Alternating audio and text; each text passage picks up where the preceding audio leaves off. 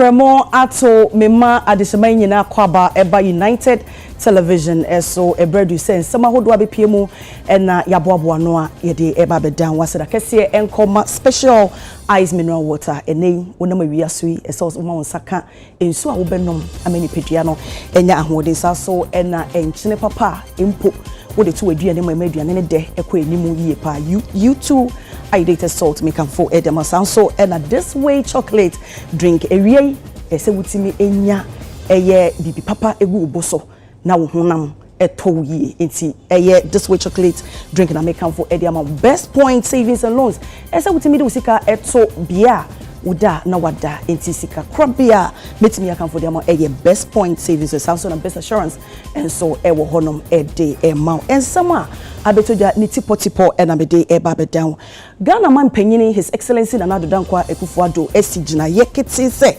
wo yenhyehyeye a ebeboa ama enei galamsey a ese yensuo ene yensase no eto etimi etwa saso na eye opanyina woda eye National Democratic Congress ano eye his former president John Dramani Mahama Nsembi atodwa wosesa wokoto aba eye 7 December to abani yie se de beya obetimi ayenhyehyeye akra mfomso a akoso ewo MPP amamuomu sanso na yewra alancheman ten enso akopie mu ewo sunyane odi nsembi atutu edwa na nsem odi ato odi to eye adesuafo a omowo ye apomuden ekrabia ensoso ano na odi ni tirimu po de oba obetimi aye ede aboa oman Ghana odi ato omunyina enim Midday abenachi boache afei yenhye ensem no ase eye Ghana mampanyi his excellency Nana Adodankwa Akufo-Addo o say eye galamsey a ekoso a essay yensase eni yensu ni se de wo se gina ye kete se odisi ano ama enkoso bio Omampeni Nana Adodankwa Akufo-Addo de nsem we nyina no sodwa wo University of Environment and Sustainable Development won mu hye mu a ekoso so manya Electoral mensini mu wapoye mantamu ena no wo kire mu se wo mo de nsakire ma papa ababeja adusua ensem so pa se na ebe ya ho ahodo a edan ye a ni nyina no eye wiem nsakire bobre nsem climate change afe yensa asem a eje aguo environmental degradation sustainable development and yesu dua de ato wo no de prempuntuo e wo wiase afa na nyina no eye university ebetimi abo ho so no ma hwese wo mo ede ebeboa yie papa We're living in a world that demands urgent action. The impact of climate change is no longer a distant threat. It is here with us. Rising temperature, erratic rainfall, depleting water resources, deforestation and biodiversity loss are all stark reminders of the need to rethink how we live and interact with our environment. The establishment of UESD was a deliberate response to these challenges. This university is strategically positioned to produce experts, researchers, and innovators who can address the environmental, social, and economic dimensions of sustainability. Enshepa wode egu akwamu de hweso wode ebetu galamsey no ase na afenso atimi aboa na nyansunsuaso wo yensuo semso enyansunsuaso ewe yakwa yensemso enyansunsuaso wo yensa asemso yakwa ibretu nsemso ni nyina no wode eho maache atru yanim sei. The fight against illegal mining, galamsey, is another area where we are taking decisive action. The damage caused by illegal mining to our water bodies, farmlands, and ecosystems cannot be overstated. Through technological innovations such as drone surveillance and community partners, we are intensifying efforts to curb this menace. We're not only enforcing the law, but are also promoting responsible mining practices that align with environmental sustainability. I urge the leadership of UESD to continue contributing this national effort.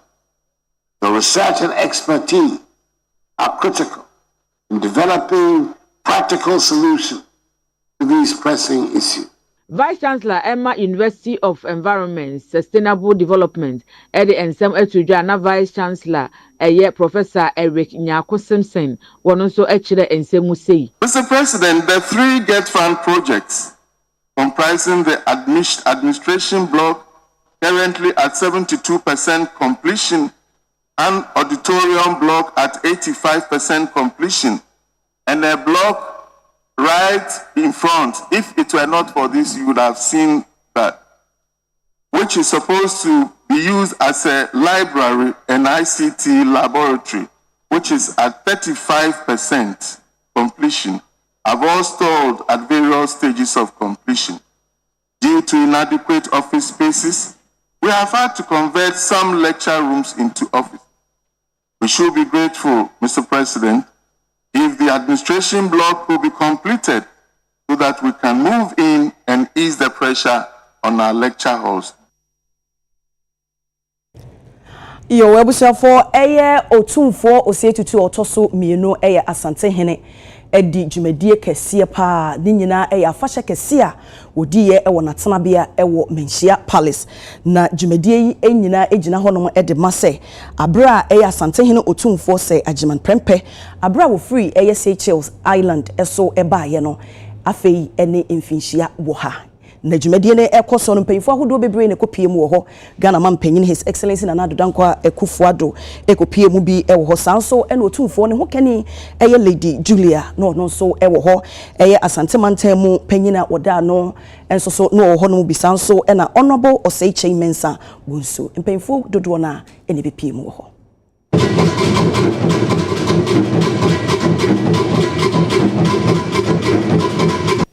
Today, we have gathered here on the sacred grounds of Menhia to commemorate one of the most significant events in the history of our people, the return of Otumfo Prempeh I from exile a century ago. It is a moment of reflection, a moment of celebration, and a moment of deep reverence for the resilience, courage, and leadership of our great king, and the unwavering strength of the Asante people. 100 years ago, our beloved king, the Asante Hene, Otumfo Prempeh I, returned home from an island in the Indian Ocean called Seychelles. This exile, imposed by the British colonial administration, sought to diminish the influence of the Ashanti Kingdom, believing that by removing our king, they could break our unity.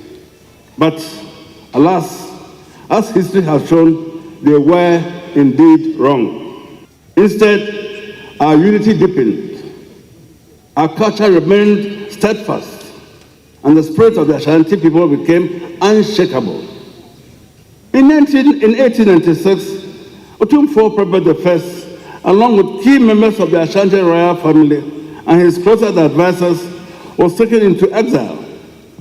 For nearly 30 years, he remained far from his homeland, yet his leadership never wavered.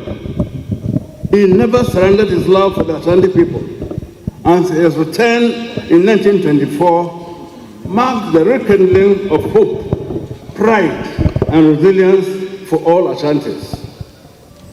We remember his return not only as a return of our king, but as the return of the embodiment of our identity and sovereignty. For us, it was a powerful reminder that no matter how far away our leaders may be, no matter how far away, no matter how oppressive the conditions we face, the Ashanti spirit cannot be exiled. It cannot be silenced. Indeed, it is eternal.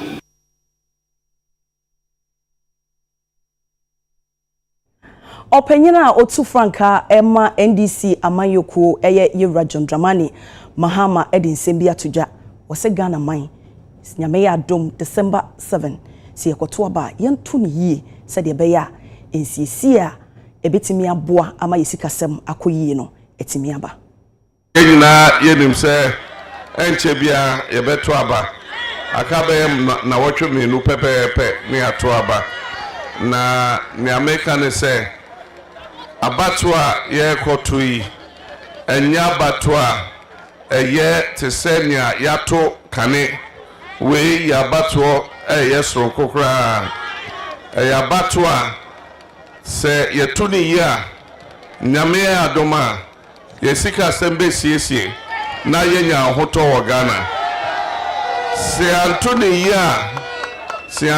ya ahokyere a yewo mu ene ohia a yewo mu ebeto aso Minia Thomas Ekasa okay osi yasu ansa yasu ensuo yehu ne mu odu no kasa esan se 2016 abra endis wo hono na ye mampenyi na akofado ene na bedi eche baumia na omondi mampenyi mienhu da enti omo baaye no ensem oka nyina yenni sene yebetimi ahwe sene omo ka no eyade ombedi so anaso omundi so enti omo ka ene oma de na enye Ghana fomfom so omotoma omo ebi se ende omo kan no oti ewa suma eyode enkruma Ghana ojefa ahude maye a obia wo Africa ha ebuye se yene ye Black Star of Africa and then Black Star of Africa ahwease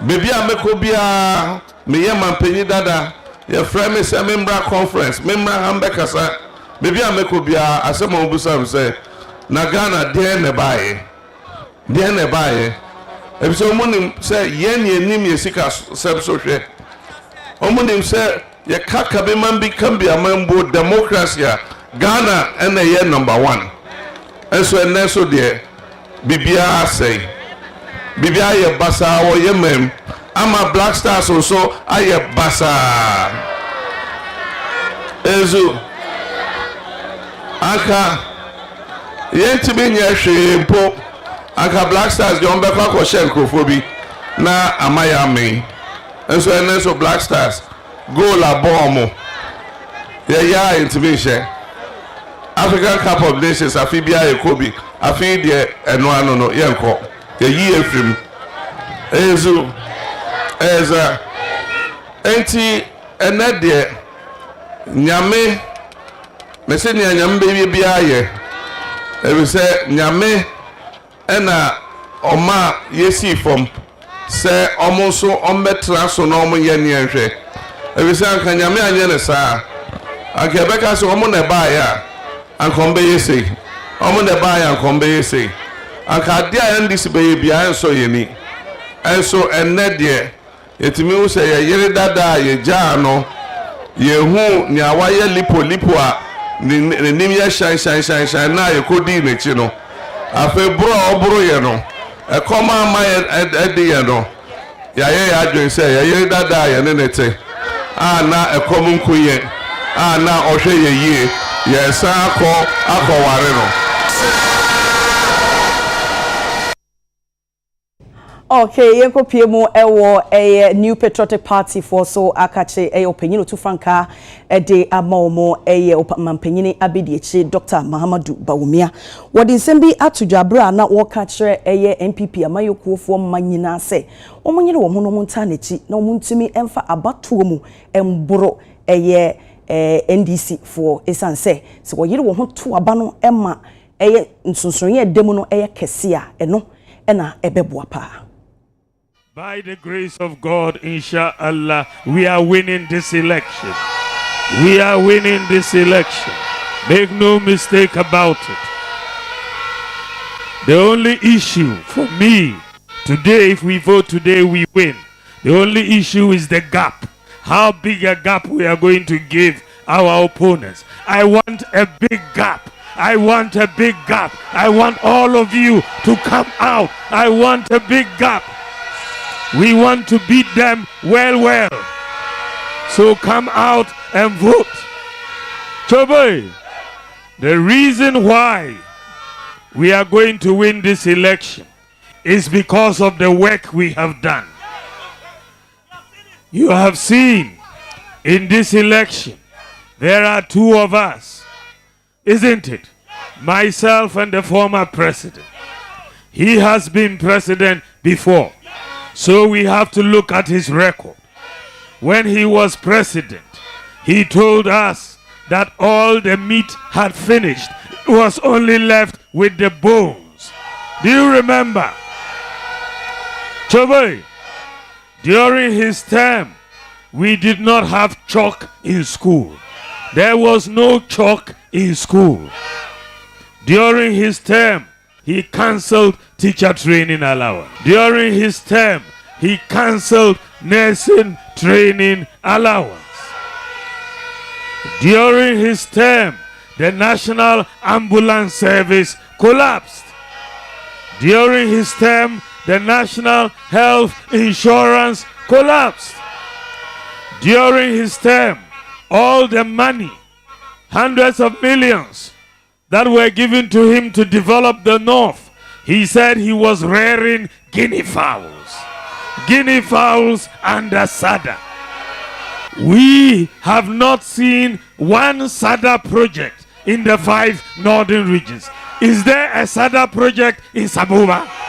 Have you seen one SADA project in Sabuba? One SADA project? No. We asked him, where are the guinea fowls? He said they have flown to Burkina Faso. And today, he says he wants to come back. Do you want him to come back? We extend our profound gratitude for the numerous projects you have initiated in Sabuba, particularly the Agenda 11 Hospital projects, military barracks projects, and other essential infrastructure development. These initiatives have improved the quality of life for our people. Your efforts have not gone unnoticed, and we are sincerely appreciative of your dedication to our community. And we have full confidence in your leadership and vision for our wonderful nation. Opinion or share yensuo yensa senior former goodie so honorable Samuel Abujinapo ede ensimfua miensabi atuja a ususu se no ebabe boa ahye ye former goodie emu kenapa. That the next government takes the issue of value added tax, VAT, on exploration very seriously and work closely with the chamber to find a way of dealing with this matter. This issue is very dear to us all, and indeed to the Vice President of the Republic, Dr. Mahamadou Bawumia, for we are aware that exploration is the lifeblood of any mining industry, and therefore incentives must be given to encourage exploration. I led the chamber to make a presentation to the economic management team, and we're seriously working to review this VAT on exploration. Unfortunately, with the current state of affairs in Parliament, it is unlikely that we can conclude this matter before the end of the year.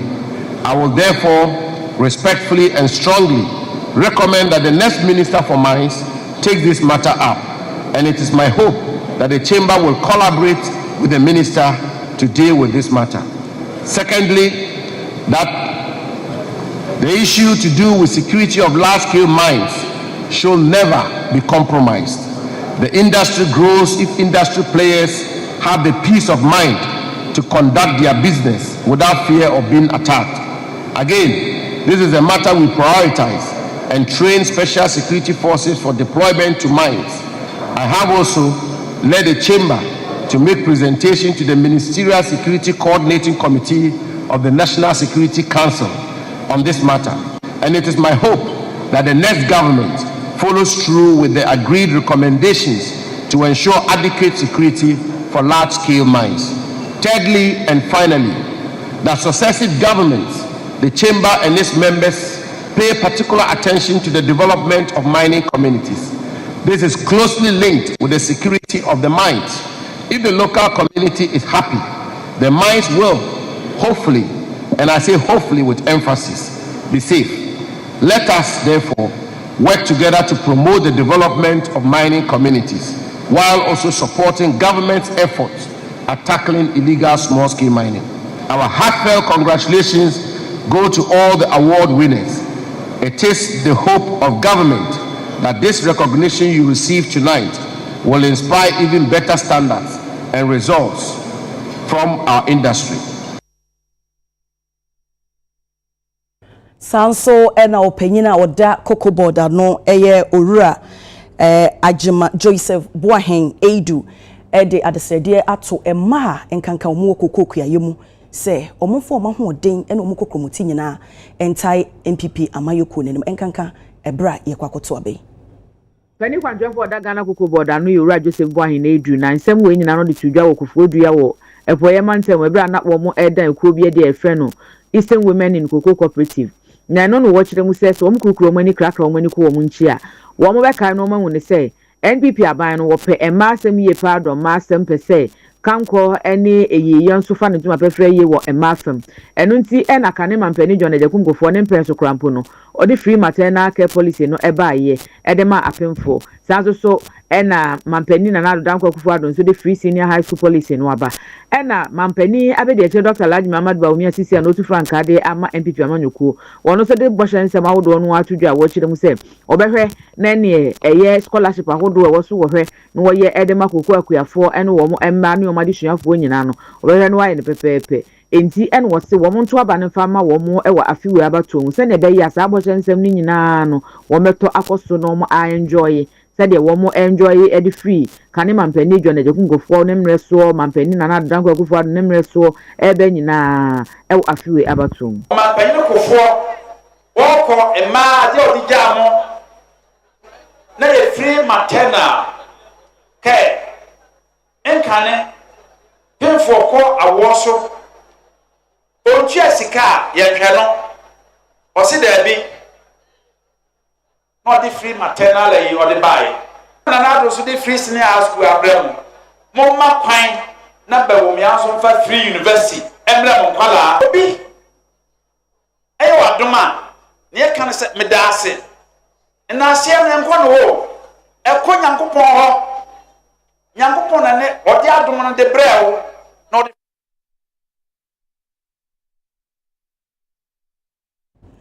It was for Organization of the African Trade Union Unity. Omo ede enhyiamu kese bi ahyehyɛ so eno eye omo 45th General Council session. Na ni nyina eye anasetipo a eda no eye se de be ya ye mra ebo ye ho ban we dada setenem no ebetimi address ko yie pa.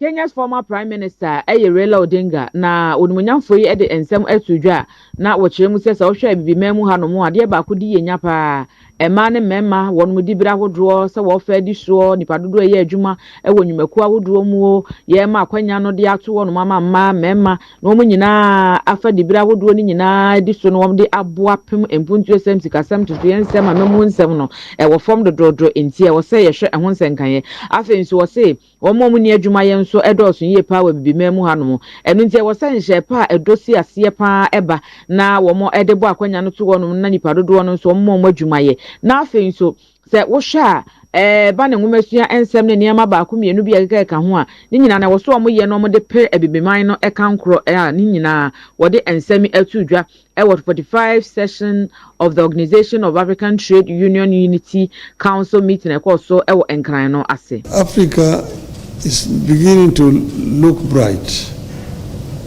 In February this year, the African Development Bank reported that Africa will account for 11 of the world's 20 fastest growing economies this year. The real gross domestic product, GDP, growth for the continent is expected to average between 3.8% and 4.2% in the 2024 and 25 respectively. This higher than the projected global average, which is 2.9% and 3.2% respectively. The continent is set to remain the second fastest growing region after Asia. Many times we forget that behind these positive figures are the real human workers and their unions who are working harder than ever to make investment, production, and employment possible and move Africa forward. Despite the positive trajectory, however, Africa is at crossroads. Our unemployment rate of 6.2% is unsustainable. The informal sector constitutes 8.1% of the economy, another unsustainable reality. Working poverty, the proportion of the employed population living in poverty, despite being employed, stands at 29% on the continent. Our work is therefore cut out for us. We have to create jobs for those looking for work. We have to begin the business of manufacturing in Africa and create good middle-class jobs. But it is not just about the middle class. We have to restructure our economies to avoid a situation in which a few people at the top do extremely well, while ordinary workers struggle at the bottom and see their wages stagnate at unhelpful levels. Ghana man penyini ehokani First Lady Rebecca Akufo-Addo ede amamere egu akwemu aye ede adane eyeche compound dwumedie ama eye manfo a omote Golo Kofi. For us at Infanta Malaria Foundation, CHIPS compounds allow us specifically to meet our objective of reducing malaria prevalence and deaths, especially for pregnant women and children. It is instructive that this sub-district, with a population over 30,000 inhabitants, is currently being served by only 3 health facilities: the Benyinasi CHIPS, the Old Golo Kofi CHIPS, and the Mangwasi Health Center, creating pressure on these health facilities and limiting care for many women and children in this area. It is for this reason that Infanta Malaria Prevention Foundation accepted the challenge to seek funds to construct and equip a new CHIPS compound in the Golo Kofi community. I wish to urge you and the community to collaborate with the health workers to take good care of the facility and the equipment. I also urge the community to patronize the services provided here.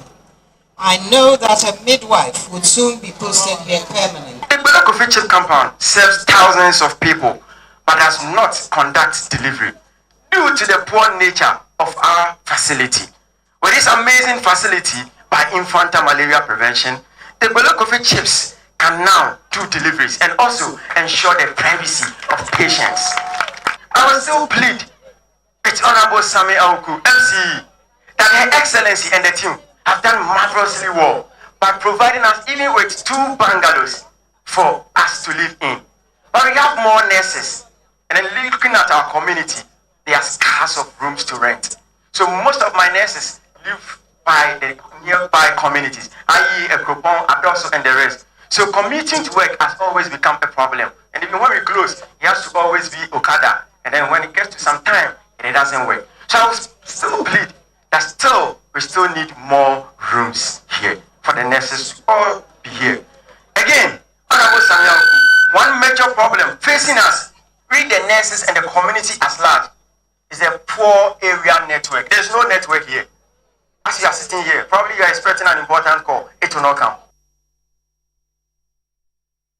Abatuo komisa fa ewo Bunu East ede atu eja anase mpanyimfo omoda no de atu eja se yeba eye Bunu East constituencies no mako du baako omonsa aka eye parliamentary candidate omo ballot sheets no omonsa aka ni nyina.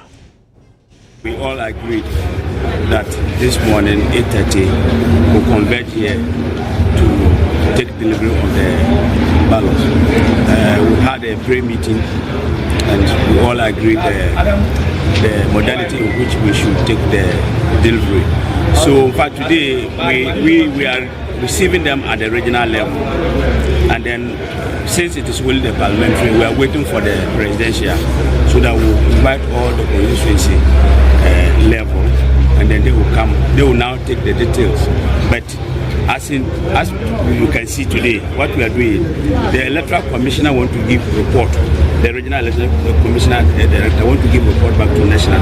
So what we are doing here is we have opened all the boxes where we are ensuring that if you look at the ranges of the booklets, we take the numbers and the serial numbers and what have you to ensure that the booklet that have been received is the same thing in the bags. That's what we are doing. I think so far so good. We haven't encountered any challenge. But all the stakeholders here are cooperating. If we are very open and transparent to one another, if there are no doubts, nobody will have a problem. Where you are not involved, you don't know what is happening, that is where we have a challenge. But with regards to what has happened this morning, I can assure you that I think it was very open, transparent, and everybody is involved. And once everybody is involved, we are all together and there's nothing to fear. Yes, we have received all the 11 constituencies for now. But some of the constituencies, the district directors of the Electoral Commission are not yet in. So those constituencies are still in the vehicle. As and when they come, they'll remove for them to take the stock, and then we'll repackage it and then seal it. All that has been sent to us to be expected are the ones we are seeing now. So far, so very good. So for now, the presidential bubble, but parliamentary are in. We are waiting presidential within the next 2 days or 3. The bags that are supposed to come from the entire region are in. But currently we are working on 7, and the 4 have been sorted in groups in the card that we have seen. So it's assumed that all the constituencies have them here. What we are now doing is to go to individual constituencies to check what is in there, whether what has been told, we have been told from Accra that this is what is coming, this is what is in bag 1 for Senate East, this is what in bag 2 for Senate East, this is what in bag 3 for Senate East. That's what we are checking out. So now we are doing the specifics, but I can tell you for sure that all the constituencies, the number of bags that were indicated to us from Accra have been seen here. They are here. Inspector General of Police, Dr. George Ekufu Dampare, to Anamombia, or ne Asoria Hudu Cheshia, a woman Ghana Munina, a dear Asom, or Sinina, and Sheshaye, and then Tuya, Woye dear fa, Yamea Doma December Batua, Yequakuti. Yame, ya drum, na ye to Abanuye, na Honson Sansuina Ba, a hona you bet me dear than Sikasias Erade, Ampa. Empire boy say when you mobile no mine as we game Roman, why am I? As empire, if you say you booby, your mouth who quine so before you move, no watch lecturing, send a bay empire no a baby. And you know any other better harmony. But the air can't go since the air can't go see any answer. Yen dear, your boy, or mine who don't. Obi amfa homa nso ye kon ene ye mene ene om de be gina adwuma no ya na ye bae se adwuma ye pese ye bae nso mo ani ye hwamo wado tonta ya hyehye kama nti amaya hoden ne odoso nkoma oman no ne be gina pinti ama oman no ne ya hwe se ye be ye fam die ama sondua ba nti munka makoma ento muyem na nyankopon one yen ewo ho ye me di twato amama kwatuna se ewo nkranhya ye di amamwe se base ye behwere ye kra atare amatoto amayenti na oman no asumdwie ebekoso atena ho a eye if the dachi enkola bebo ye din se ampa yenum ene pro moja ni ema yasumdwe tena ho ema yenso enne yenya sumdwe no ma hweso asua yen no man no akoso atena ase asumdwe mu ama yemma yenananum ene yenanan kanso ano yenim se yebeye de yebetimi na kirema enso ababeto aso se na moye de mbetimi ena yenso yetraso na ye ndi mu hwamo munya gidie wo yimu ba ye damo ase e wadwuma moye ye a yɛba bɛtoa so nyame nhyira mo.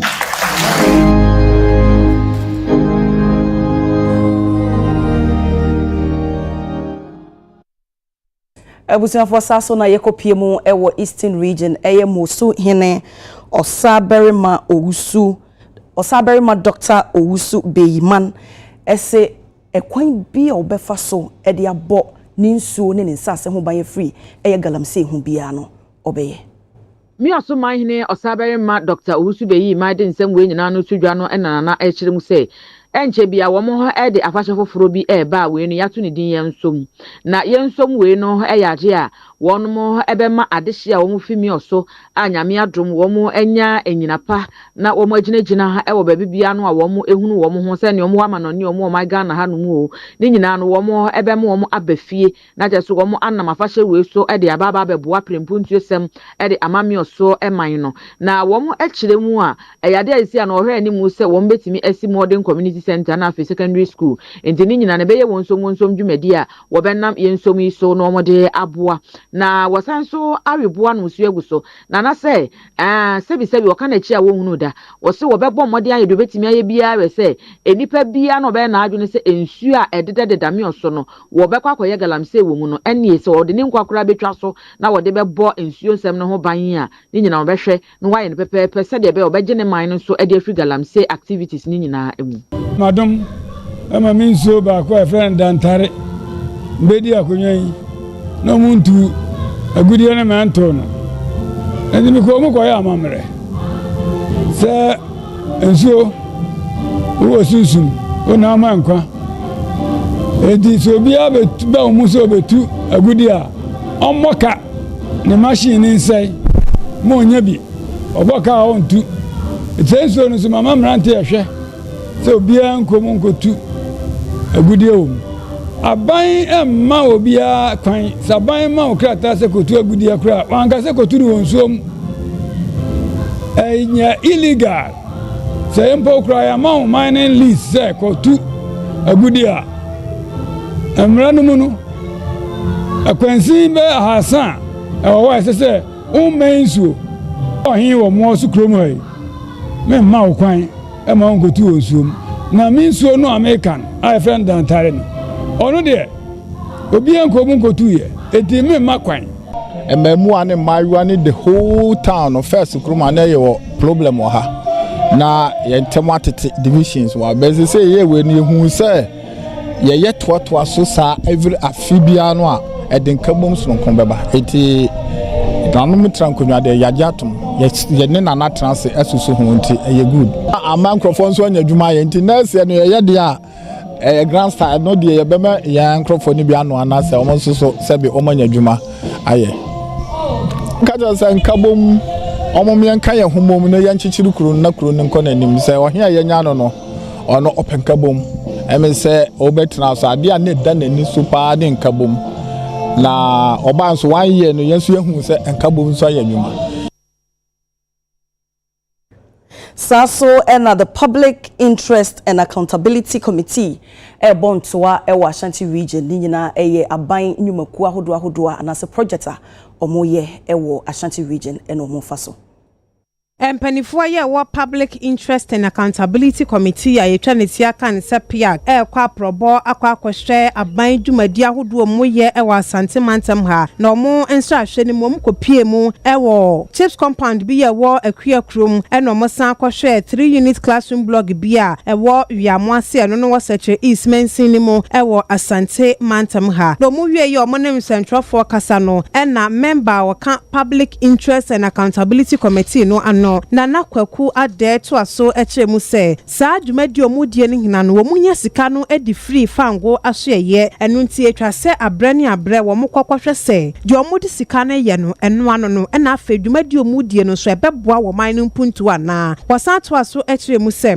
sa wo hwe akuamo chips compound se ya achepa enu so nti na wo sre empanifo adwumadi ne hwe omo nsa ne se wo mo nhwe no omo nsi ne ntem se na be ya apomde ho sem ebe fa no tumapa afra afe classroom blog nso a wo mu esiye ewo wiamwase no nso no wase be mfinhia nan ni no mu siye na ba beboa pa ama adesua ne adetrepa fa ntuma pafra ewo 7-day Adventist school ye wo wiamwase na nakwaku adai esem wasre empanifo ene adesuafo ni hina se school dan ne wo mu nhwa so ye se ne be ya ebeche ede ama wo mu ejisu na ekosiyase ekosia district assemblies na wo municipal assemblies no edi komo efa fango sikana abanya no ne odi osa mensim and then we aba fija secretary staff eba piwo ya muasi fekrim eba via school dan ya siama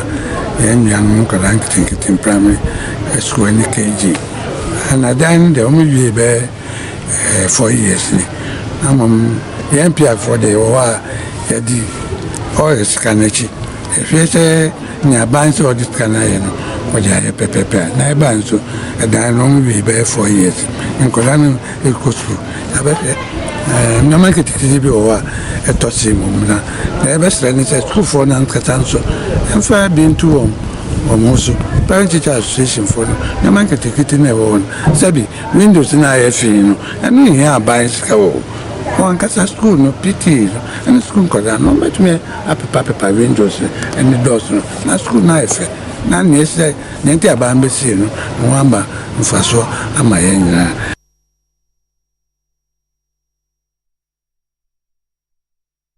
Ebusafo ye home enkato yi so ye da ye hone ye ba binyobema David oforisafo bongo difara ede agudie mu nsem so eba bedam